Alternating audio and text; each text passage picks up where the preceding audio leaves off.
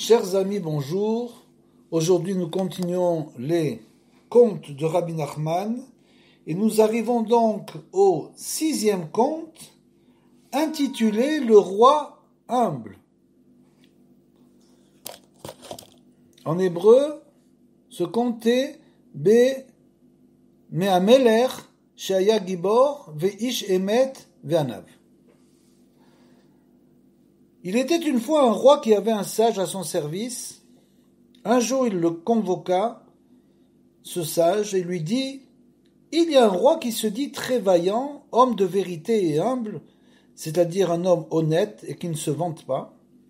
C'est un héros, je le sais car son pays est entouré par la mer. Sur cette mer voguent des navires armés de canons. Des armées sont embarquées sur ces navires et elles ne laissent approcher personne. À quelque distance de la mer sur le continent, on trouve un grand marécage qui entoure le pays et qui est traversé par un petit sentier où seulement un homme peut passer. Là aussi se trouvent des canons. Si quelqu'un vient faire la guerre, on tire le canon, personne ne peut approcher, mais je ne sais pas pourquoi il se dit homme de vérité et humble.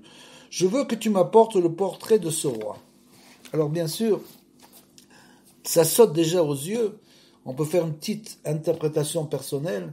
Après, bien sûr, on lira l'interprétation du Rav de Tcherin, ce grand sadique, qui a écrit des interprétations, entre autres, tous les livres, pratiquement tous les Pérouchim des livres de Rabbeinu, mais aussi Pérouch sur les Sipurim Masiot. Donc, on peut penser qu'effectivement, ce Meller-là, c'est bien sûr Akadosh Baruch Hu, qu'il n'est pas accessible, on ne le voit pas. Akadosh Baruch Hu, pour arriver vers lui, il faut passer par de nombreuses étapes, et que finalement, si l'homme passe ces étapes, il se retrouve seul, bien sûr. Il ne lui reste qu'un petit sentier, le tzaddik. Pour le tzaddik, il va lui rester un petit sentier pour accéder au roi. Donc c'est pour ça que c'est écrit qu'un homme seul peut passer. En effet, le roi possédait des portraits de tous les rois. Par contre, aucun roi ne possédait le portrait du roi qui se disait humble. Car ce dernier restait caché au regard des hommes, comme Akadosh Baruch Hu est caché. Il trônait derrière un rideau loin de ses sujets.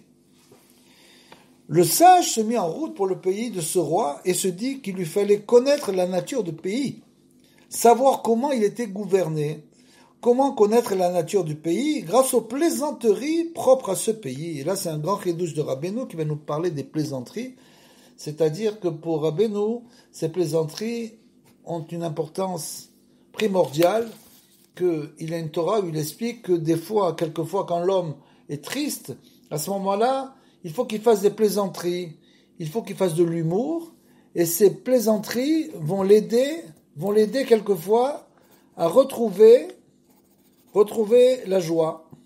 Donc c'est une chose assez importante dans la Torah de Rabbeinu, de faire des plaisanteries aussi, de ne pas être toujours sérieux, grâce aux plaisanteries propres à ce pays. Lorsqu'on veut connaître une chose, il faut connaître les plaisanteries qui s'y rapportent.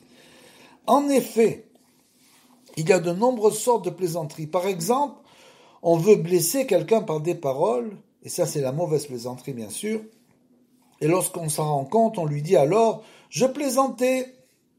C'est ce qui est dit dans le verset des Proverbes, comme un démon qui lance des brandons et des flèches meurtrières, donc ce sont les Ramaïm bien sûr, les gens qui se cachent derrière leurs plaisanteries, qui en fait ne veulent que faire du mal au prochain, comme un démon qui lance des brandons, des flèches mortières, ainsi fait l'homme qui dupe son prochain, et dit « mais je plaisantais ».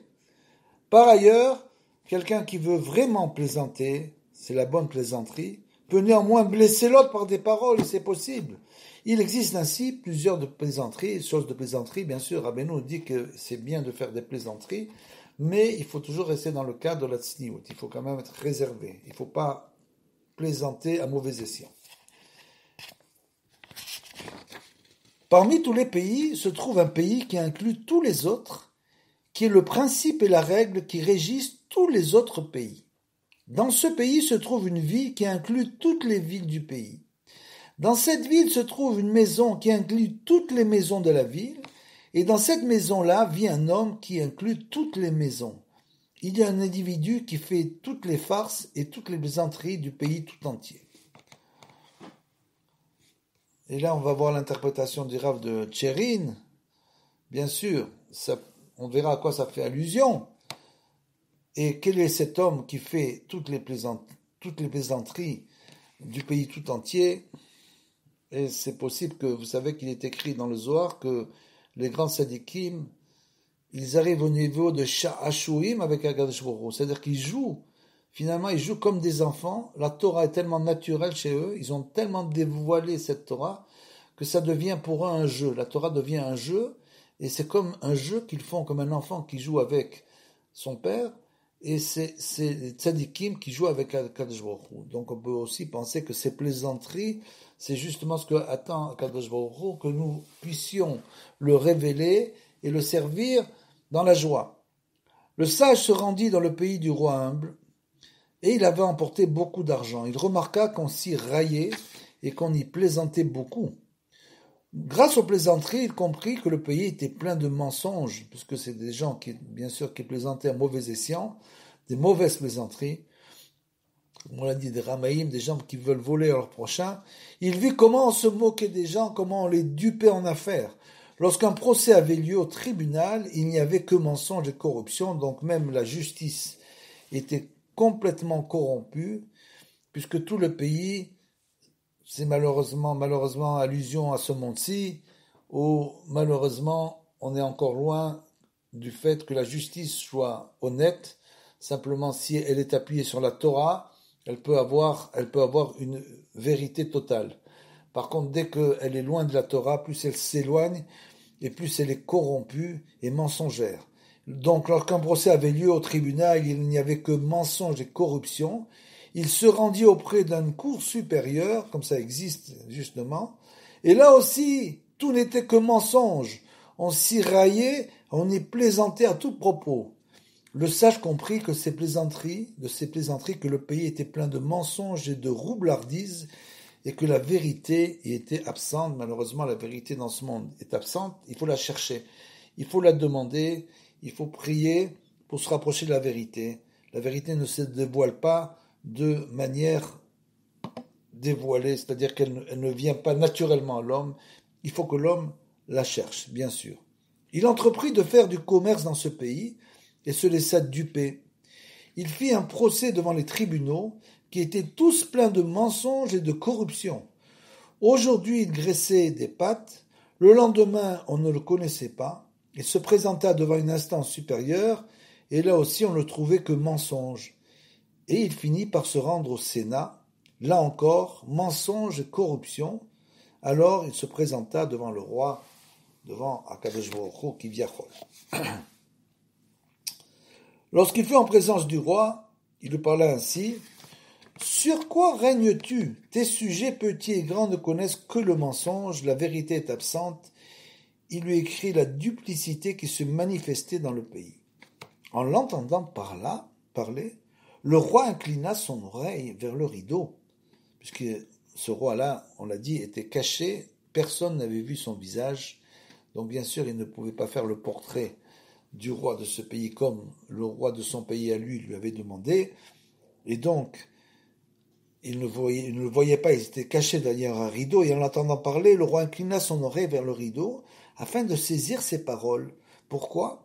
Parce qu'il était très étonné qu'il se trouve un homme qui connut toute la duplicité du pays, puisque bien sûr, tout est souvent caché, masqué, à travers des événements, et les gens se cachent et se masquent. Bien sûr, les ramaïm, les gens qui veulent essayer de tromper les autres, se cachent toujours derrière un certain visage, et là, dans ce cas-là, c'est bien sûr la justice de ce pays qui se cache derrière un visage pour essayer de faire du mal aux gens. Et donc, à ceux qu'il déteste. Et donc, il était très étonné qu'il se trouve un homme qui connut toute la duplicité du pays. Quant aux ministres, ils entendirent le discours du sage, et bien sûr, en conçurent une grande colère. Le sage, lui, continuait à dénoncer la duplicité du pays, donc il n'avait pas peur. Il a dénoncé toute la duplicité, même devant les ministres. Il disait, on pourrait même dire que le roi est comme ses sujets, et que lui aime aussi le mensonge. Cependant, c'est tout le contraire. On voit bien que tu es un homme droit, que tu es loin de tes sujets, et car tu ne peux tolérer le mensonge qui règne dans ce pays. Et il se mit à chanter les louanges du roi, étant donné que le roi était très humble et que partout où tu trouves sa grandeur, tu trouves aussi son humilité. Ça, c'est un grand dicton dont nous parle beaucoup Rabbi Nathan aussi dans l'Écouté à la Chot. Bien sûr, on parle de Kadosh Baruch Hu. Partout où on trouve la grandeur de Kadosh Baruch Hu, on trouve son humilité. Par exemple, quand Kadosh Baruch Hu nous a donné le joyau qui est la Torah, il nous a donné la Torah, et quand il est descendu dans ce monde pour donner la Torah à Moshe Rabbeinu, il est descendu, on le sait tous, dans un endroit aride, sec, déserté, dans le Sinaï, et il est descendu sur une petite montagne, une petite colline, le Har Sinaï, on le sait, est une petite colline qui n'a pas de hauteur, et là-bas, dans cet endroit complètement désolé, il est venu donner sa Torah. Pourquoi ? Pour montrer justement que par Dieu où tu trouves sa grandeur, c'est-à-dire la grandeur de la Torah qu'il nous a donnée, tu trouves son humilité et il nous a donné dans un endroit, on aurait pu croire qu'il la donne sur la plus haute montagne, l'Himalaya ou l'Everest, et qu'il descende là-bas sur l'Everest et le monde entier aurait vu ça. Non, il est simplement descendu sur le mont Sinaï. Et donc, c'est écrit dans la Megillah, bien sûr. Et que les humbles sont ainsi faits, et c'est quoi la nature des humbles ? Il nous explique là un grand secret. Plus on les loue et plus on les exalte, plus ils se font petits et humbles. C'est-à-dire que c'est l'inverse, bien sûr, de l'orgueil. Plus quelqu'un est orgueilleux, plus on va le louer, plus il va devenir orgueilleux. Mais les humbles, c'est exactement l'inverse. Plus on les loue et plus on les exalte, et plus ils se font petits et humbles. Donc c'est pour ça qu'il faut toujours louer Akadosh Baruch Hu, parce que plus on va le louer, plus il va en quelque sorte se faire petit et humble, et plus on va pouvoir l'approcher. On ne peut pas approcher un roi, le roi des rois. Comment approcher le roi des rois ? Et justement, en le louant en permanence, il va se faire de plus en plus petit et humble, et il va être à notre portée, finalement, on peut l'approcher. C'est ça le travail du tzaddik. Et que les uns sont ainsi faits, que plus on les loue, plus on les exalte, plus ils sont petits et humbles. Donc, comme le sage avait grandement loué et exalté le roi, ce dernier atteint une humilité, une modestie extrême, comme le dit Rabbeinu, jusqu'à n'être plus rien. Comme le dit Rabbeinu, il faut essayer de s'effacer complètement devant Akadosh Baruch Hu, c'est-à-dire devenir humble à l'extrême, et en s'effaçant complètement, c'est comme ça qu'on peut arriver à se rapprocher de Akadosh Baruch Hu. Et c'est bon, le tzaddik adore. C'est quoi le tzaddik adore ? C'est celui qui a réussi à s'annuler complètement, se fondre dans l'infini. Dans chaque génération, puisque dans notre génération, comme elle a dit, c'est Rabbeinu qui est venu dans ce monde, et il s'est complètement détaché du monde, s'est fondu totalement dans l'infini, à tel point qu'il nous explique que certaines Torot du Likutei Moharan, quand il les a écrites, son âme est sortie de son corps. Il ne put se retenir et rejeta le rideau de côté, et c'est le dévoilement divin, pour voir le sage, afin de savoir qui était celui qui savait et comprenait tout cela, toutes ces choses-là. Le visage du roi fut dévoilé, le sage le vit, en fit le portrait et le rapporta à son roi. Voilà cette magnifique histoire, bien sûr, même le Rav de Tchérin, qui peut comprendre des histoires pareilles ? Le Rav Tchérin nous dit que tous les contes sont des choses qui sont incompréhensible avec un sechel enoshi, c'est-à-dire une intelligence humaine. Il est pratiquement impossible de comprendre la profondeur de ces contes, mais quand même il donne une interprétation dont je vais vous lire quelques passages, parce que lui aussi il a une explication des fois un peu trop profonde qui s'appuie sur la Kabbale. Donc je vais essayer de vous lire les passages les plus explicites. Il nous dit: Inyan er she'aemet eno yachol lisbol et hasheker. Ici, on voit comment la vérité ne peut pas supporter le mensonge. Comment même cet homme, ce tzaddik, qui est venu et qui a parlé devant tous les ministres, qui étaient tous des menteurs professionnels, comment lui, il a continué à parler de la vérité sans tenir compte de ce qu'ils étaient là et entendaient. Et parce que le Emet, à Emet et no yachol isvo, ne supporte pas le mensonge. Et Inyan Erche à Medina, Aïta Mele Ashkarim, et cette Médina, ce pays qui était rempli de mensonges, Kol kar ve'ameler shela haya ish shemet, et son roi était pourtant un homme de vérité.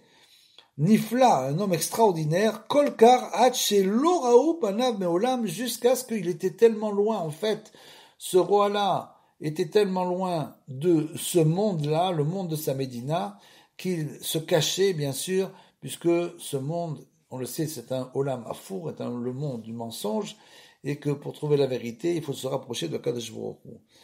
Ve'achacham shaya mevin al kol ze, ve'shibar et ameler, Gdiloto Meod, et le Chacham, bien sûr, ce sage qui avait compris tout ça, et a fait les louanges du roi, et lui a donné son importance. Al Yedeze Evi et Ameler Lede Anava Ve Katnut. Grâce à cela, il est arrivé à, en quelque sorte, amener le roi à une humilité véritable et une petitesse, jusqu'à ce qu'il puisse l'approcher. C'est-à-dire que tant qu'il était caché, il avait un niveau extrêmement grand, on ne peut pas l'approcher. Dès le moment où on fait ses louanges, les louanges de Kadosh Baruch Hu, à ce moment-là, il va diminuer de plus en plus, en quelque sorte, son humilité va augmenter, et on peut s'approcher de lui. Donc, jusqu'à ce qu'il ait vu sa face, Akedoshim, Vezacha, les rototo, jusqu'à ce qu'il le voit pour faire son portrait, bien sûr. Et il nous dit ensuite, Rabbeinu Zal, Kemokan, Be'inyanim, Ruchanim, Vedakim, de la même manière, dans le monde, les sujets spirituels, Be'yoter, Kegon, Be'midot, Vedeot, Shel Ben Adam, et donc, on peut faire une transcription de cela aux midot, aux traits de caractère et à toutes les formes de pensée des hommes, chez Kulam Meshunim Mideotehem Kol Echad Mechavero, que chacun d'entre nous sommes complètement différents les uns des autres. On n'a rien à voir les uns avec les autres. Chacun a son tafkid, c'est-à-dire ce qu'il doit faire dans ce monde. C'est pour ça que Rabbeinu nous dit que la Vodat Hashem est une chose particulière. Donc, Rabbeinu vient vers chacun, en quelque sorte, pour expliquer, pour lui parler, pour lui faire comprendre comment il doit orienter son service divin. Et cette personne-là n'a rien à voir avec son voisin. C'est totalement différent. Kol echad mechavero, beprat, ashinuim, sheesh binyanim elu, en particulier, pour toutes les différences qui se trouvent dans le travail sur les traits de caractère et sur les déotes, que chacun a ses faiblesses, et la faiblesse de l'un ne ressemble pas du tout à la faiblesse de l'autre. Donc, il ne faut pas sans arrêt essayer de copier les autres, de devenir comme l'autre. On doit être soi-même et réparer nous-mêmes ce qu'on doit réparer. Et c'est ça le travail que Rabbeinu fait dans ce monde. Il vient réparer la réparation totale, c'est-à-dire qu'il vient réparer chacun d'entre nous jusqu'à ce que le monde entier soit réparé. Parce que bien sûr, si on est tous réparés, alors on répare le monde. Donc chacun en plus, selon l'endroit où il habite, chaque Médina, chaque pays a ces choses qu'elle doit réparer particulièrement.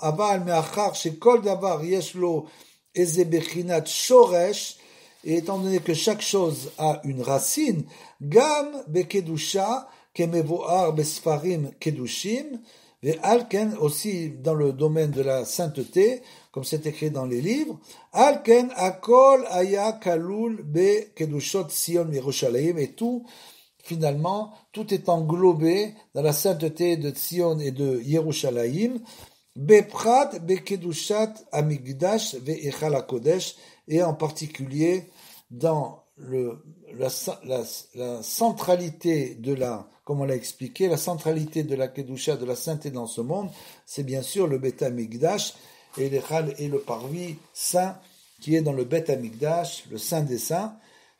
On le sait, c'est écrit dans le Zohar, c'est là que la Shrina descend dans le monde. Et peut-être, nous dit le Rav, c'est ce que ce conte vient nous énoncer, Sheyesh Medina, Shekolelet Kol Amedinot. Alors voilà, excusez-moi. Il y a donc une Médina, un pays qui englobe tous les pays. Zebechinat Kilal Kedushat Yeshuv Eret Israël. Et ça, bien sûr, c'est ce qu'on appelle la sainteté de la terre d'Israël. La sainteté de venir habiter en terre d'Israël, en terre sainte.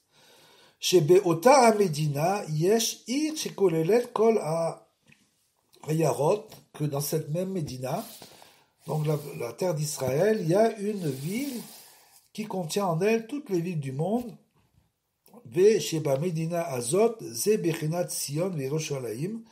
Et cette ville-là, c'est Sion et Yerushalayim.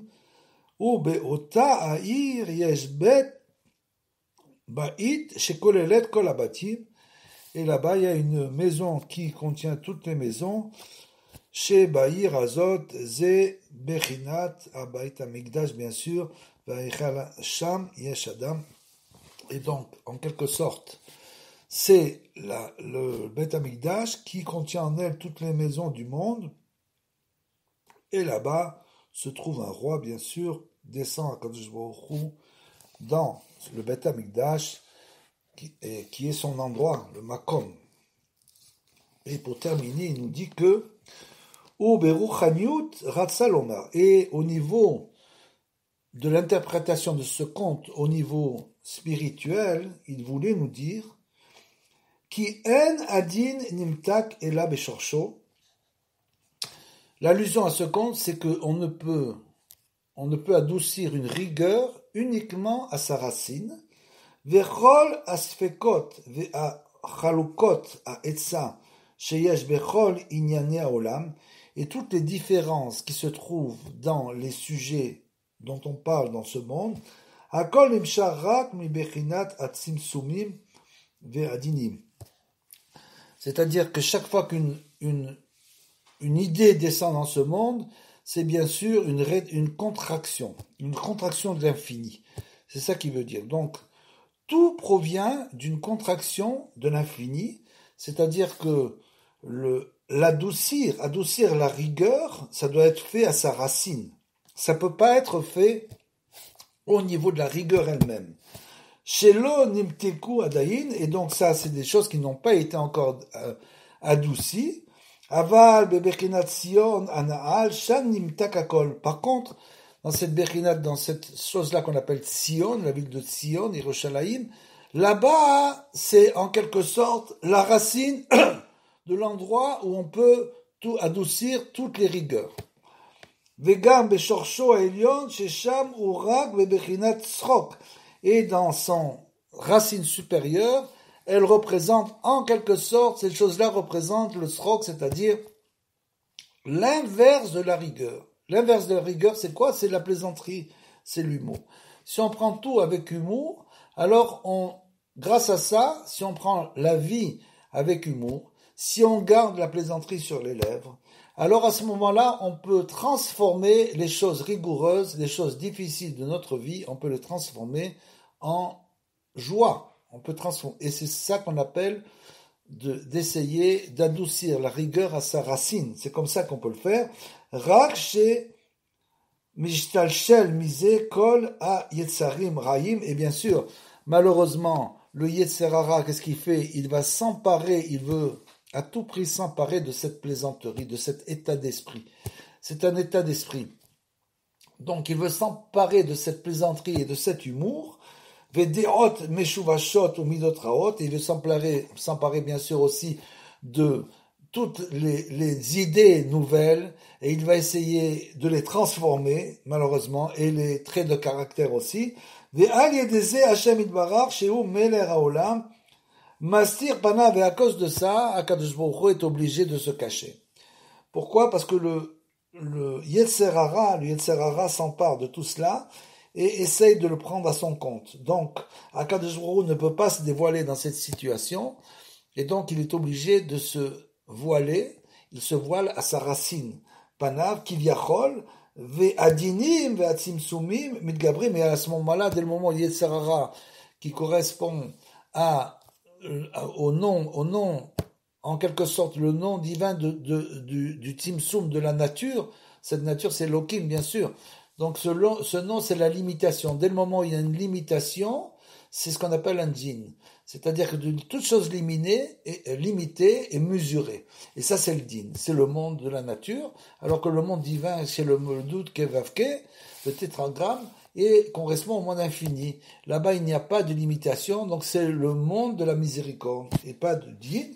Midgabrim beyoter vechen haumot haolam midgabrim, et dès le moment où le Yetzer Hara prend trop d'importance, bien sûr, les nations du monde prennent le dessus à l'Israël, sur le peuple d'Israël qui on est censé représenter, faire descendre la miséricorde divine dans ce monde en se reliant à l'infini. ועד שעל ידי זה הרבה ציון וירושלים פסקו העולי רגילים במכינת דרכי ציון ולוד מבלי במועד.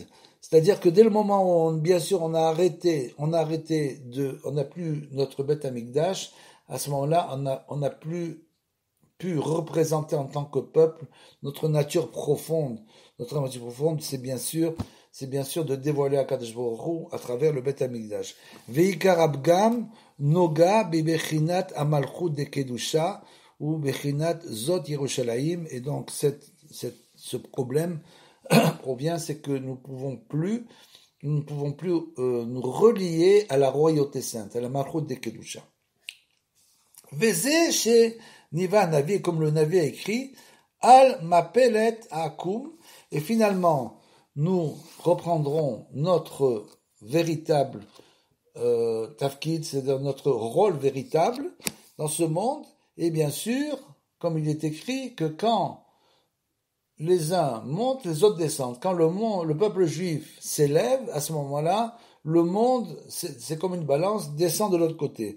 El Mapelet Akum, Ve'itromemut amalchut de kedusha, il y aura une ascension donc de la royauté sainte. C'est ce qui se passe bien sûr depuis qu'on a pu revenir en Eretz Israël, on a pu revenir à Tzion, on a pu revenir à Yerushalayim, et donc c'est le début de la délivrance bien sûr. Ve'iromemut amalchut de kedusha, ve'tidvatlu kol atzarot ve'a pradim Israël, et alors à ce moment-là, quand on pourra dévoiler finalement Akadosh Baruch Hu avec le Beth Amikdash, bien sûr, toutes les sarots, tous les problèmes disparaîtront, toutes les peurs disparaîtront. Ve'al yedei sheisku Israël et taken amidot. Tout cela grâce au fait que nous arrivions à faire notre réparation personnelle, qui passe bien sûr par la Emouna. Comme dit Rabbeinu, la clé de la Géoula, de la délivrance, c'est la Emouna. Donc il faut toujours garder la Emouna, et il faut la diffuser autour de nous, diffuser la Emouna en Kadosh Baruch Hu, que tout est pour le bien, et finalement tout sera réparé. C'est que Israël est taken amidot, chez Zebechinat Oler Tzedakot Vedober Mesharim, c'est donc celui qui va dans la justice et qui a un langage de vérité.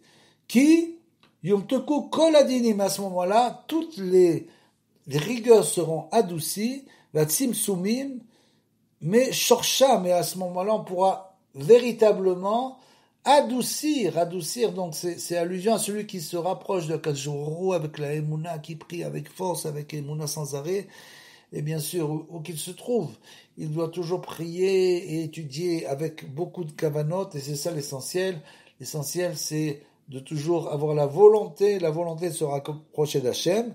À ce moment-là, toutes les rigueurs seront adoucies, Vatim Soumim, Beshorsham Aelion, à leur nature élevée, Ve'it Avdu Israël, la Halot, les Régalim, les Sion, et bien sûr, nous pourrons ainsi monter à Tzion, au Beth Amikdash, pour les 3 fêtes, le Tzion, Ve'Yerushalayim, Amelech HaKadosh, Yair Panav, et Akadosh Baruch Hu fera briller sur nous, comme c'est dans le conte, il ouvrira finalement le rideau, et il se dévoilera, et nous comprendrons quelle était la volonté de Akadosh Baruch Hu, comme le dit souvent Rabbeinu, que sa Torah est tellement élevée que quand elle est venue dans ce monde, elle a eu beaucoup d'opposants. Pourquoi ? Parce que on n'a pas compris la Torah de Rabbeinu, on l'a pas compris. Cette Torah-là est difficile à comprendre, et donc tout ce qui est incompréhensible à l'homme, souvent il peut s'opposer à cela. Donc à ce moment-là, on pourra comprendre véritablement la Torah de Rabbeinu. Akadosh Baruch Hu se dévoilera à nous, Amel Arakadosh Yair Panav, Alenu, Ve Amalchut de Kedushat Yeh Beshlemut, et donc la royauté sainte sera finalement en harmonie avec le monde.